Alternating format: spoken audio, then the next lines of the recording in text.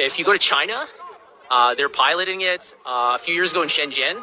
So I lived overseas. If you go to Shenzhen, back in 2017, they already had facial recognition cameras there. So if you jaywalked in Shenzhen, they would immediately detect that and send you a notification, and they would deduct money from your what they call WeChat account. They use two main apps, WeChat and Alipay. So you can actually deduct your money directly from your account. This is 4 years ago, so this is not like some sort of conspiracy theory. It's not something that's going to happen 10 years into the future.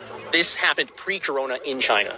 And so this system in China that exists is extremely advanced. They can detect if it's a man or a woman. They can guess your age. They can detect what kind of car model it is, who the manufacturer is. This is a sort of technology that we see in all these dystopian sort of films and whatever.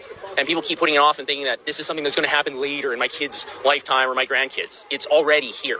And if this gets implemented anywhere, especially in a Western nation, it's not going away. Israel is already talking about the fourth shot.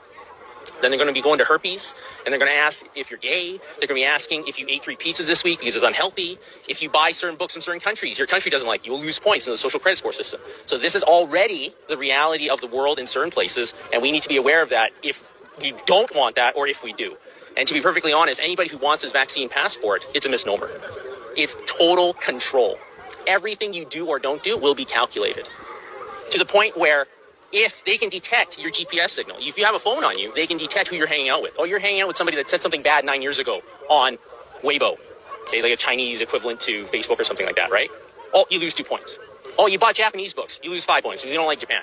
This is what is going to come here because it's already there. And we're doing that a little bit with contact tracing for COVID, aren't we? So that they can see where you're at and who you're with. The simple reality is that the technology that CSIS has and all these big tech corporations, they already know where you are. It's just that they don't want to shock the system too much and admit that they have it. Edward Snowden revealed all this back in 2013. He fled to Hong Kong. They wouldn't keep him there, so now he's in Russia. Yeah.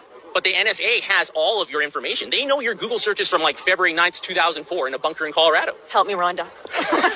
Right? They have all this information. So, but they don't, like in the US, they have the Fourth Amendment. They're not supposed to track you forever, right? So they pretend they don't have it, but they do. Yeah. If they really want to utilize it,